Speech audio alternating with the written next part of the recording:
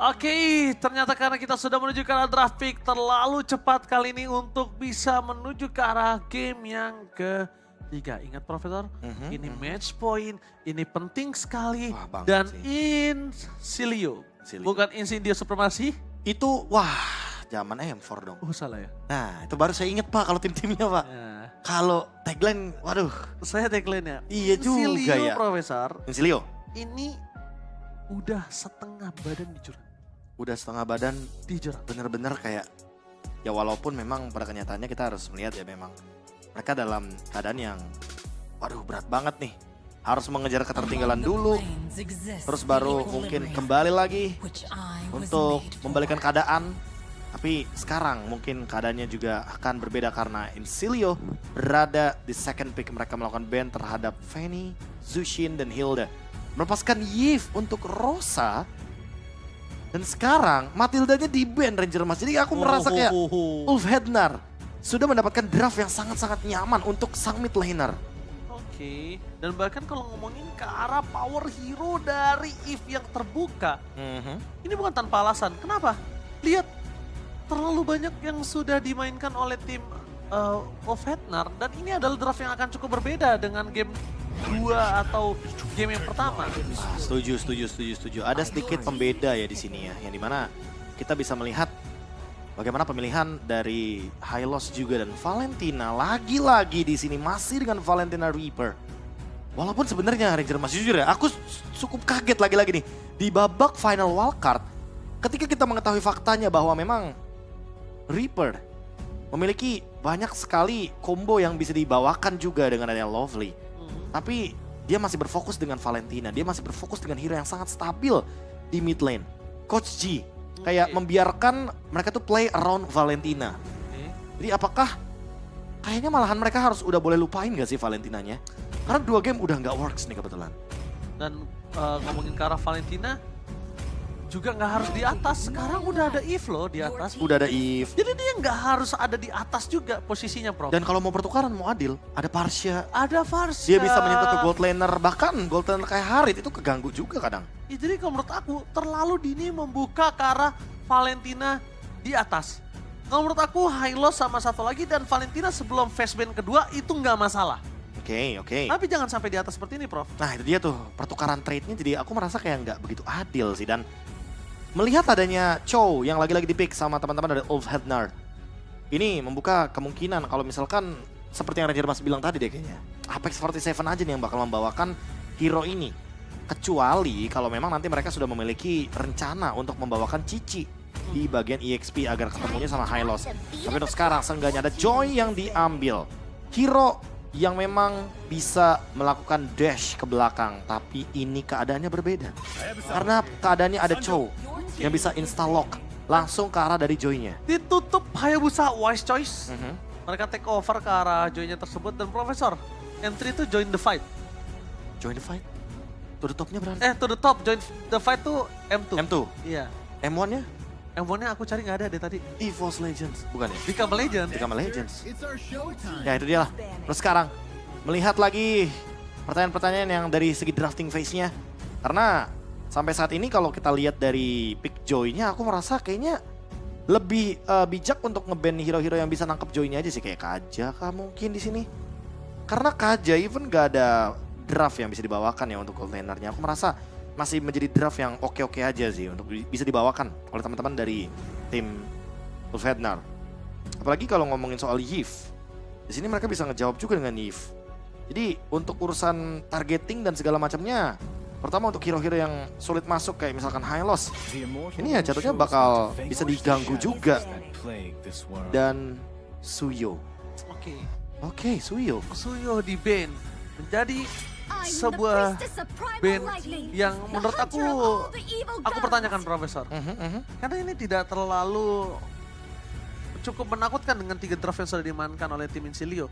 Aku merasa malahan ya, di sini Ulf Hednar lebih mengerikan lagi kalau mereka ternyata membawakan draft yang tadi aku sempat mention gitu loh. Di mana mereka membawakan Cici karena Cici itu bisa nangkep 2 pemain kan dengan Curtain Call. Dan kalau yang ditangkap adalah Joy, Joy-nya nyangkut sama Joy-nya Hylos. nyangkut sama Hylos gak bisa ngedash, itu repot tuh Pak. Iya. sekarang yang pasti kondisi Marksman dengan adanya Purify sudah diamankan dengan Harit.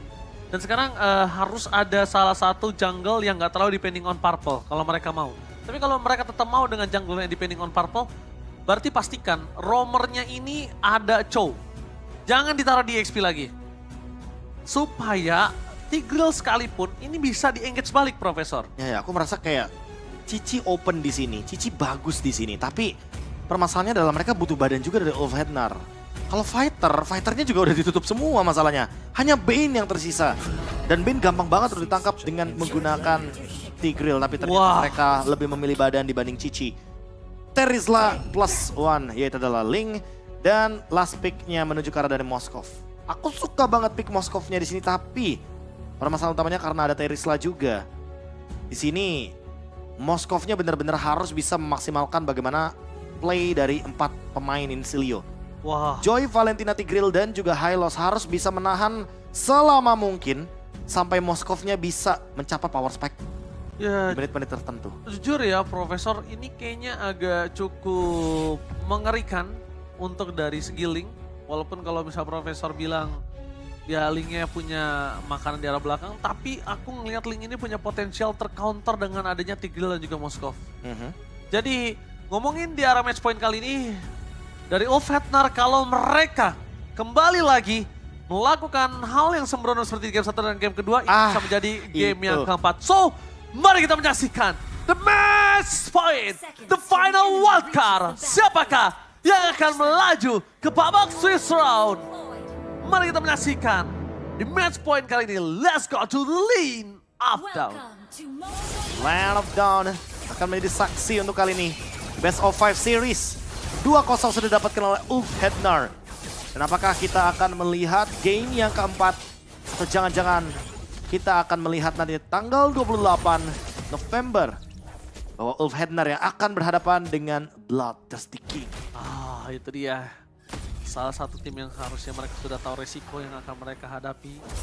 Ya, itu sangat mengerikan. Dan bahkan kita menyaksikan di mana kondisi dari Insilio ini, mereka tidak terlalu bermain agresif. Dia lebih menjaga ke arah jungle yang berbeda dengan game yang kedua. Lebih pasif ya sekarang ya. Dan untuk teman-teman juga jangan lupakan bahwa teman-teman bisa menyelesaikan semua quest di M6 Pass yang setelah hadir pertanggal 18 November sampai dengan tanggal 29 Desember. Jangan lupakan bahwa masih ada level 75 yang harus kalian dapatkan dan level 150 kalau kalian mau dapetin Cloud Statue. Ya, gue sih target skinnya dulu deh. Skin Prime. Skinnya dulu gue, skin Prime gue pengen banget Cloud soalnya. Itu hero lu banget sih. Gak berubah dari dulu. Gak berubah dari dulu soalnya. Dari dulu. Hero awal-awal gue Mobile Legends season MPL season 1, gue Hayabusa. The well taken, diganggu oleh Purify. Tapi lihat langsung dimakan dengan ada Tab Soul Blade. Offensive ini dia manis banget.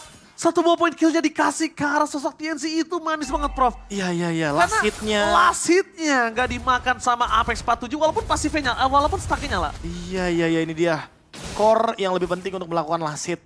Dan goldnya tentu akan berbeda. Apex 47 memang mendapatkan assist, tapi memang untuk para roamer, untuk sepatu roam, memang lebih penting hal tersebut. Dan sekarang bersamaan level 4. Membuat Rosa, Alien, bahkan Apex 47 akan mendapatkan ultimate-nya di turtle yang pertama. Apakah Justinian sudah siap untuk bergerak langsung ke area dari turtle? Iya. Atau jangan-jangan mereka akan mengorbankan beberapa member seperti Reaper yang ternyata mendapatkan level 3 saja Ranger Emas. Aduh. Dia tidak mendapatkan ultimate-nya dengan IMU. Ini berat banget. Masalah tidak ada IMU. Lovely juga berada di level 3. Informasi yang sudah didapatkan oleh Alien. Apex 47 sudah stand by position dengan ada Cloud Spider Mania.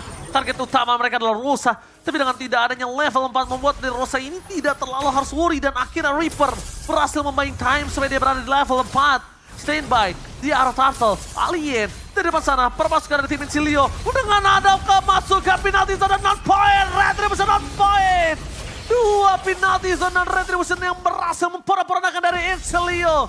2 skill on point, on moment, di saat yang tepat, waktu yang tepat dengan skill yang tepat. Dan bahkan lagi-lagi last hit dari TNZ yang menciptakan momentum lagi agar Link lebih cepat untuk mendapatkan item-itemnya.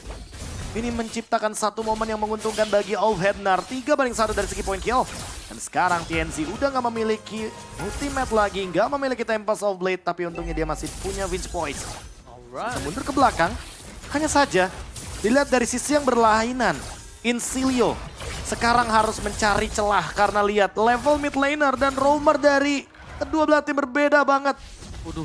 Apex 47 unggul satu level bahkan ketika match up-nya melawan mid laner Itu dia dari Incilia. Malah keuntungan satu level, dan lihat dari TNC dengan Chamber Softland dibuka menuju satu poin ke Justinian. Dengan implosion yang telah dikeluarkan, Rosa standby position, gak ada yang masuk lebih dalam lagi, dan pagar kerugian di tangan dari tim Incilia makin snowball tak terhentikan untuk tim Fnatic. Incilia, mereka membuang resource yang begitu mahal. Mereka membuka adanya implosion, dan Justinian sekarang akan di-invade karena retribution-nya belum siap. The Wave Dragon. Joy of Dragon karena mereka sadar trigger flicker adalah hal yang bagus, tapi Justinian masuk terlalu dalam. Gak boleh sembarangan untuk seperti itu. Retribution yang on point tidak didapatkan oleh pasukan dari tim Incilia.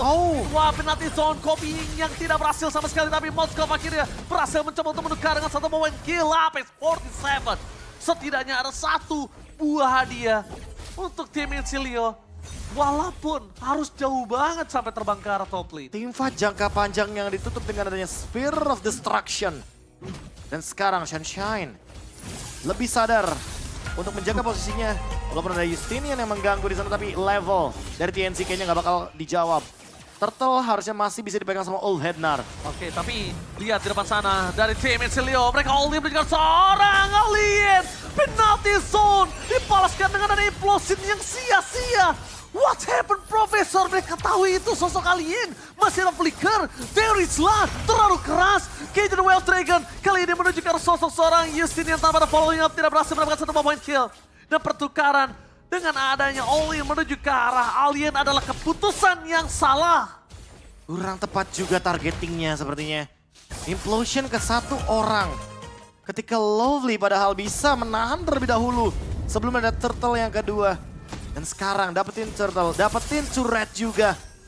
Old Hednar tidak hanya sekedar untung Ranger Mas. Ini snowballing yang tidak terhentikan. 5.000 gold di menit yang kelima. Masalahnya Profesor, ini nggak sepantasnya dengan adanya link 2 Turtle di tangan Fnatic. Iya. Itu nggak sepantasnya. Benar. Di atas kertas, dalam catatan dari BMKB, untuk turtle pertama itu harus didapatkan oleh Incilia. Oke, turtle kedua itu akan mengikuti sesuai dengan gameplay apa yang terjadi setelah turtle pertama. Setelah 2 menit awal pokoknya. Yes, dan ini dia efeknya Ranger Mas. Dengan efek yang sangat besar, dengan satu point kill yang gagal didapatkan, dengan Dawn di depan sana, untungnya TNC kali ini nggak mendapatkan pedang yang kedua. Kalau pedang yang kedua didapatkan TNC, udah dipastikan Dawn itu akan tumbang. Dawn akan tumbang, Purify memang tidak bisa menyelamatkan dari Dawn juga. Dan di satu sisi lainnya, karena sekarang Rosa memiliki 100% teamfight participation. Dia adalah orang atau sosok yang harus di stop juga nih sama Incilia. Tapi tidak ada yang bisa langsung ke belakang. Kecuali Joy dari Justinian. Tapi Justinian tidak mendapatkan early game yang sangat-sangat diunggulkan. Sehingga invade tidak bisa dihindari. Alien bahkan sudah mulai hadir di sana dan Council Play coba untuk dicari oleh Old Hednar. Implosion dengan ada Purify, tapi penalti zone yang on point dari backline membuat Dawn menggunakan Purify-nya. Dua Elf Dragon, Implosion yang tercancel, free hit menuju ke belakang dan will want manipulation. Membuat Maniac tenggelam di depan base turret mereka sendiri. Team fight 5-4 dari segi angka udah gak cukup, dari segi gold makin terpaut jauh. Dan sekalipun Spear of Distraction yang on point, Sunshine masih terlalu kuat, plus banyak sekali cover di depan sana. Terlalu banyak member dari Old Hednar yang membuat Dawn jadi ragu untuk maju ke depan. Dia nggak punya Purify juga, dan sekali ini lagi-lagi Spear of Mystery kena. Rosa. Shutdown finally terjadi untuk perpasukan dari tim Fnatic. Akhirnya point kill yang ketiga. Again and again dengan gold yang sangat jauh. Snowballing dari tim Fnatic selalu ingin dia berhentikan sendiri, bukan diberhentikan oleh tim lain. Iya. Jujur melihat dengan keuntungan seperti ini ya, lagi-lagi inisiasi masih bisa diciptakan sama teman-teman dari Old Hednar. 8.000 gold itu terlalu jauh masalahnya.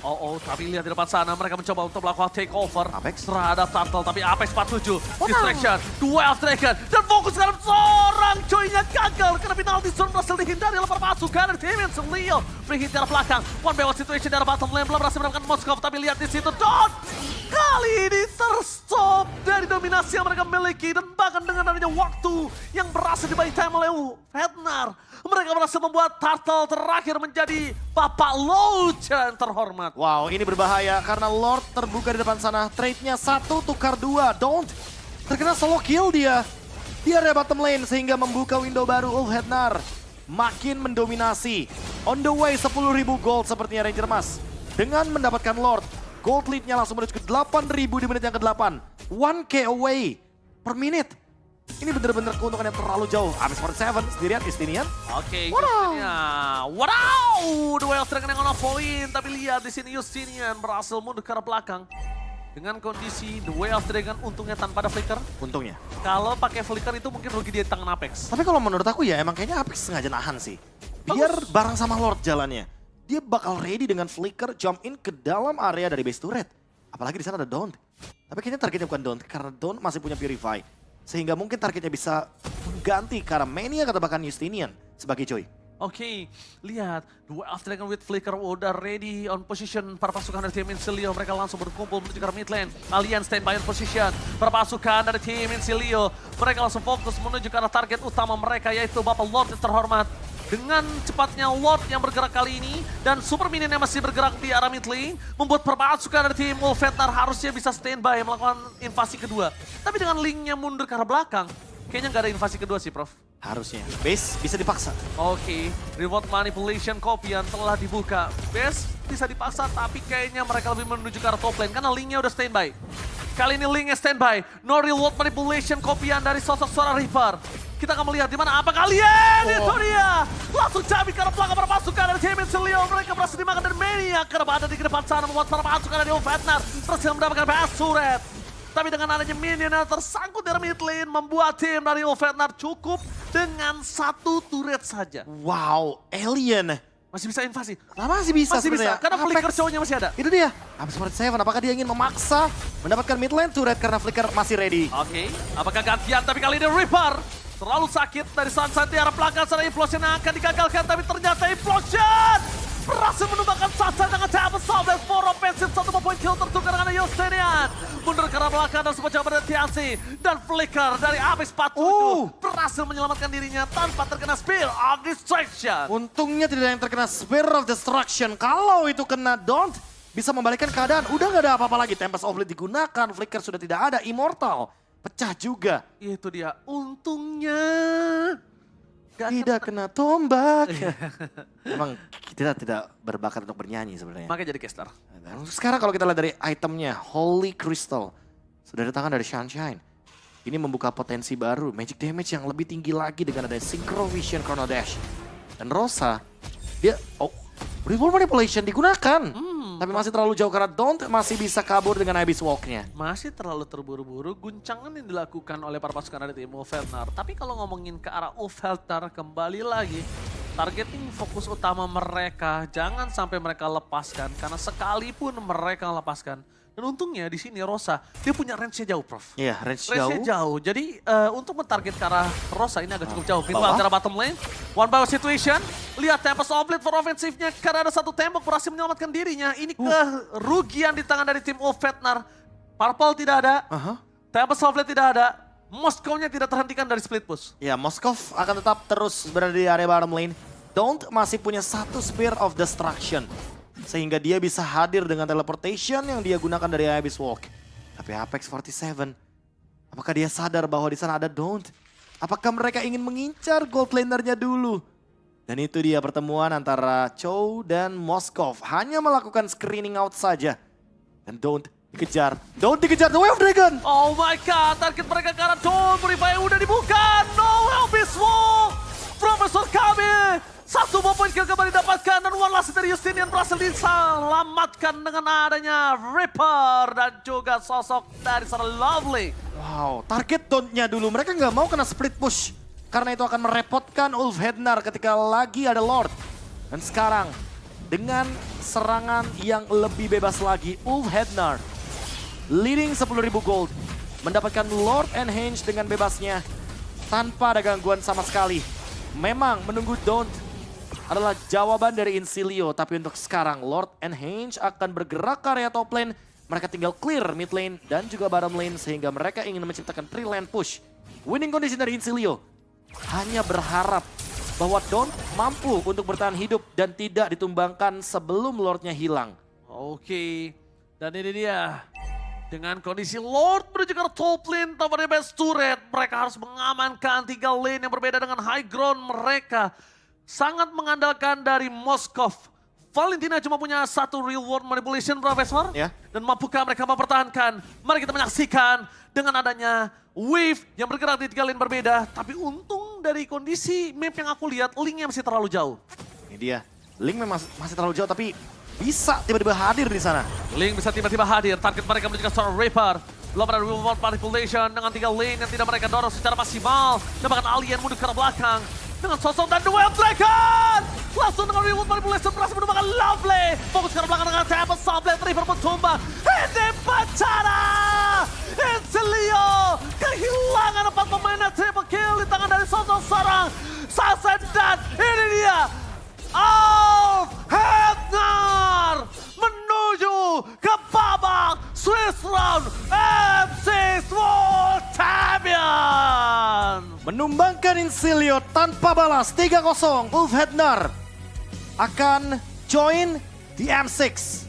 Mereka adalah tim yang lolos dari wildcard setelah mendapatkan total 4 kemenangan di 4 match yang mereka hadapi. 3 di group stage, 1 di babak final wildcard tanpa adanya kekalahan sama sekali. Mari kita sambut slot terakhir perwakilan dari Turki menuju ke Swiss Round M6 World Championship. Please welcome Hednar.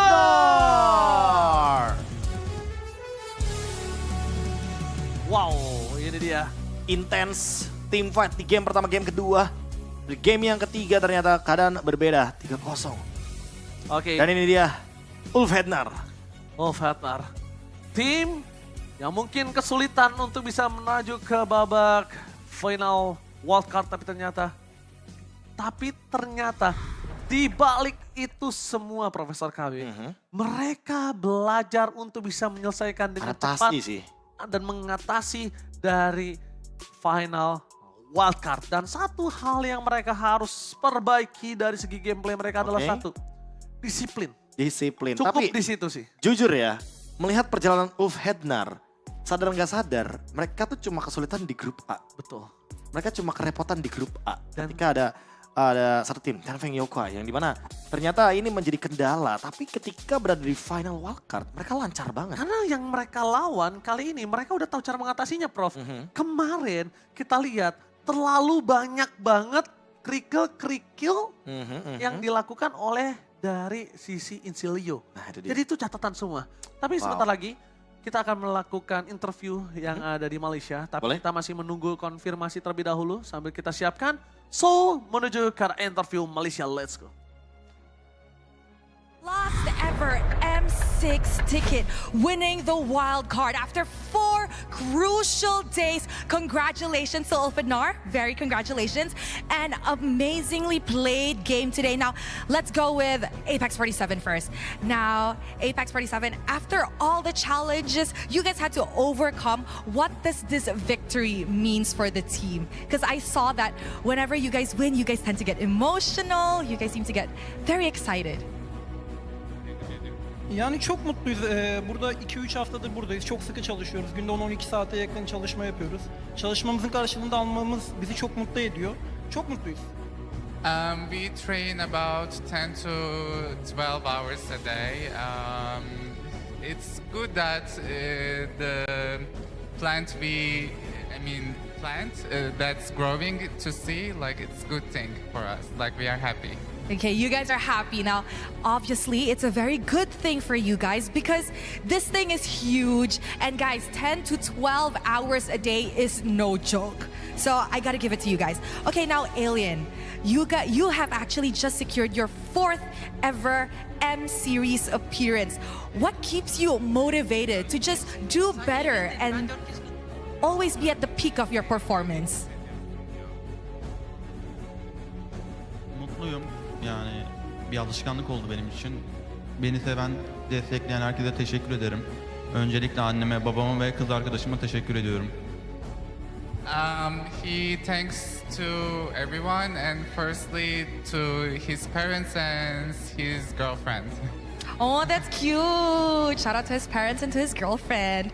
Okay, I like that a lot. He's giving credit where credit is due, but honestly, Alien, you also deserve a congratulations.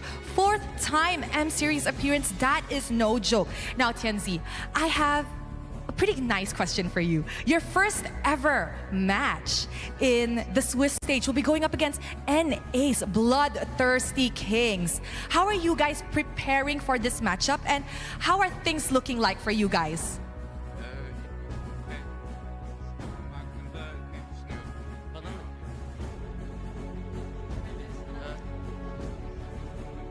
Yani Wildcard'da biz performansımızın %50'sini daha göstermiş bulunmaktayız şu an. %100'ünü onlara saklıyoruz. We performed our 50% on the wild card.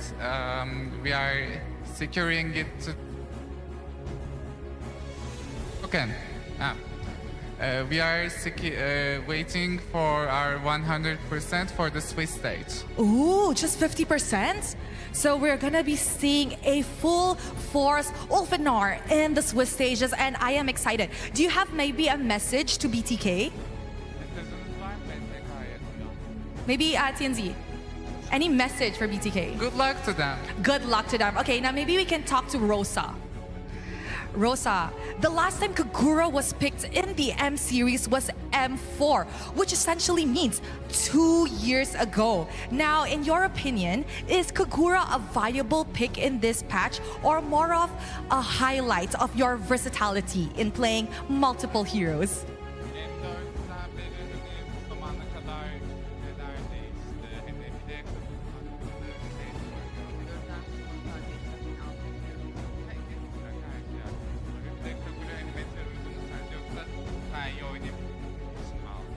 Yani bence meta uygun bir hero değil yani. Ben de çok iyi bir performans gösteremedim. Pek alışık olmadığım için disiplinlerde oynamadım. O yüzden oynanacağını düşünmüyorum. Sadece oraya olabilecek bir pikti.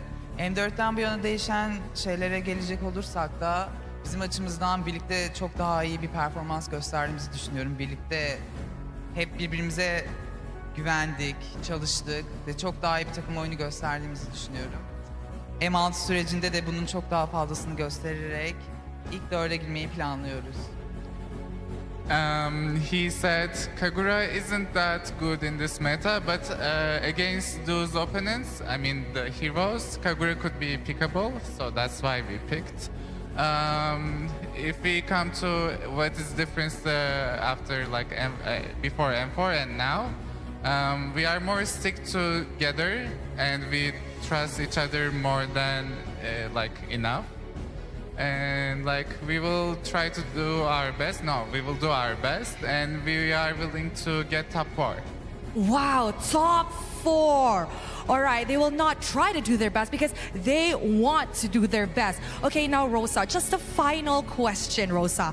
We know that this time your journey to M6 was longer than usual because you guys had to go through the wild card. But if there's anyone you want to say thank you to, who do you want to say thank you to, Rosa? Teşekkür etmek istediğim biri var mı? No. Aynen.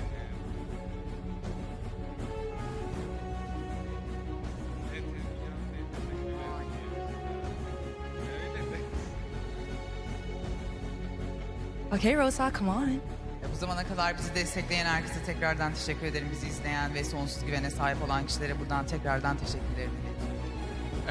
He thanks to everyone who is supporting us and thanks to fans.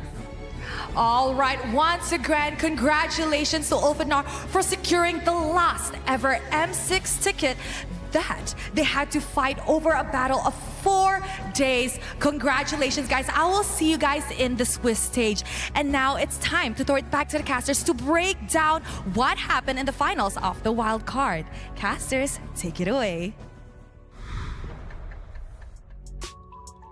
Optimisme yang dibutuhkan sebuah tim untuk melaju dan menguatkan mental mereka di M6 World Championship. Top 4 adalah target paling minimal yang akan mereka tuju, dan itu adalah mentalitas yang tinggi, Profesor. Ya. Mentalitas yang harus dibutuhkan oleh semua tim kalau mereka semua harus mengejar greater than ever. Dan mereka tuh kayak realistis juga. Mereka dari Turki, mereka dari MTC. Jadi mereka tahu kalau kayak mereka bukan unggulan, makanya mereka patoknya bukan kayak kita harus juara, enggak. top 4 dulu. Ya top 4 Yang dulu. mereka kejar tuh dulu. Jadi Tapi itu adalah mentalitas yang tinggi. Kenapa? Karena semua tim yang ada di M Series kali ini benar-benar semuanya tidak bisa mereka duga satu sama lain satu sekalipun. sama lain. Betul. Sekalipun Onyx Filipina memang yang terkuat, masih ada lagi yang terkuat dan bahkan dari yang terkuat kita masih mencari karena itu dia greater Than ever. So, Dari yang ada kan. Yes, jadi kita bakal menyaksikan dari emblem terlebih dahulu yang akan dibedah dan dibahas oleh Bapak Profesor KB yang terhormat. Wah ini dia nih item build-nya ya. Untuk di menit-menit awal udah terlihat Berserker's Fury menit 3. Ini menit 14 udah full item juga buat Link-nya. Jadi aku merasa emang Link-nya mendapatkan space, power spike, mendapatkan early game yang sangat-sangat mulus. Gak ada gangguan sama sekali dari Incilia. Malah aku merasa cukup sedih melihat bagaimana Incilia yang bener-bener kayak dari awal. First blood aja deh. Target kill-nya tuh ke TNZ. Wah itu bener-bener kayak jadi pedang bermata dua yang sangat mematikan sekali dari Link. Link itu tipikal hero yang kalau early-nya gagal, dia gagal banget. Tapi kalau early-nya sukses, dia kayaknya sampai dengan menit 15 bakal online terus gitu loh. Dan itu keseluruhannya bener-bener dipegang full sama TNZ. Aku bahkan terkejut kalau misalkan nanti TNZ bukan termasuk kayak MVP-nya untuk kali ini nih Ranger Mas. Karena memang bisa dilihat dari KDA-nya, dia bener-bener gak tumbang sama sekali. Dan dari emblem aja tadi udah sempat kelihatan tuh ada Fatal yang memang dipilih agar Link-nya bisa menciptakan critical damage yang lebih masif lagi, lebih dalam lagi dengan tambahan Warcry juga nih. Warcry yang membuat gerakan dari Link-nya juga bener-bener fleksibel banget. Dia mau main front to back, damage-nya ada. Mau main langsung ke belakang ke damage dealer, don't-nya juga belum punya Wind of Nature. Sehingga jawaban dari Moskov di last pick-nya tadi ternyata tidak menjawab sama sekali bagaimana kehadiran dari Link yang ternyata udah terlalu snowballing di early game-nya.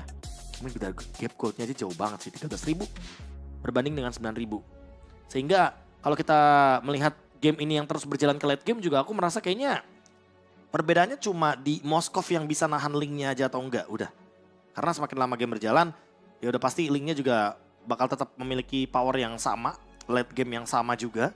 Dengan winning condition split push juga, sehingga dengan adanya Moskov juga aku tidak melihat bahwa celah dari Incilia menuju ke momen-momen krusial seperti late game juga tidak bisa tercipta. Dan inilah dia game stats yang bisa kita lihat juga bagaimana damage deal yang tertinggi datang dari Rosa ya dengan poke damage. Dia punya Void Crystal, dia punya Void Blast, dia juga ada satu lagi Real World Manipulation plus adanya item seperti Wishing Lantern. Yang dimana item tersebut menciptakan sebuah damage baru agar nantinya Rosa tetap bisa memberikan poke damage yang tinggi ketika memang di sini target dari Rosanya sendiri itu memang terlalu banyak kayaknya ya. Ada Valentina, ada Tigreal dari Lovely juga, bahkan Maniac. Yang dimana Maniac sendiri kalau misalkan dia tipikal high loss, dia tipikal jalan kaki, hero patung, dipok pakai Yves itu kayak gampang banget pokoknya teman-teman. Dan ini dia MVP I Go Pay. Kalau menurut Ranger Mas, Yes. apakah ke TNC? Akhirnya ke TNC. Aku setuju. Cuma ya memang jujur untuk kali ini di game yang ketiga mereka rata. Jadi nggak ada yang By individu. Yes. Oke. Jadi makanya aku kayak bingung MVP-nya siapa. Karena game 1, game 2 aku bisa dengan lantang bicara sebut satu nama. Tapi kalau untuk kali ini oke, TNZ deserve. Tapi semuanya impact-nya sama. Semuanya impact-nya sama. Tapi TNC tuh emang bener-bener kayak sosok jungler yang dia tahu gitu kapasitas dia untuk nge-last hit, untuk nge-kill tuh kayak gimana. Karena emang terbukti terlihat dari bagaimana cara dia mendapatkan first blood, terus dia yang ternyata mendapatkan poin-poin kill dengan sangat-sangat mulus. Ya aku merasa kayaknya emang peran core-nya dia itu bener-bener apa ya, kayak vital banget lah. Even tuh si ini siapa? Alien. Game 1, game 2. Menurut aku dia 2 game paling under. Game 3 sama. Kayak game 3 dia rata perform. juga, ya perform juga. Tadi itu penalty zone flickernya gila banget. Iya makanya aku bilang game 3 perform. Kalau game 1, game 2 nggak ada sama sekali mata alien yang terlihat di mataku. Game ketiga berbeda sekali. Oke, dan ini dia MVP highlight yang akan menuju ke TNC. Karena kalau kita lihat ya dari keseluruhan team fight-nya memang di sini Incilia bener-bener ke bawah sama game plan early game yang begitu gagal terjalankan karena emang Ulfhednarnya yang bisa mengeksekusi dengan poke damage yang cukup. Dan ini dia The Way of Dragon. Target dari Apex 47 dia nggak ragu-ragu loh. Dia tahu kalau misalkan targetnya bisa ke Tigreal, dia bisa ke Joy, dia bisa ke High Loss, ya udah kick aja yang ada pokoknya. Dia nggak menyia-nyiakan resource skill, dia nggak mau nahan-nahan skill. Kayaknya di sini Apex 47 tahu deh kalau misalkan peranconya ini nge-trade 1 aja tuh udah cukup, apalagi 2 gitu kan. Karena dari tadi trade kill-nya benar-benar diuntungkan gitu loh dengan adanya pertukaran dari 1 banding 2, 2 banding 3, 3 juga banding 4. Tapi ya lagi-lagi Incilia tidak bisa mendapatkan trade kill lebih dari 1, lebih daripada Apex. Karena kalau lebih daripada Apex ya berarti Alien juga bakal tumbang dan berarti itu adalah wipeout. Sehingga dengan hanya 1 Lord saja nih, yang awalnya mungkin kita bisa menduga-duga kalau itu bisa di endgame, karena ada trade kill, ya mereka tetap butuh Lord yang kedua. Tapi di Lord yang kedua juga endgame langsung. Tidak ada lagi yang bisa diselamatkan dari sisi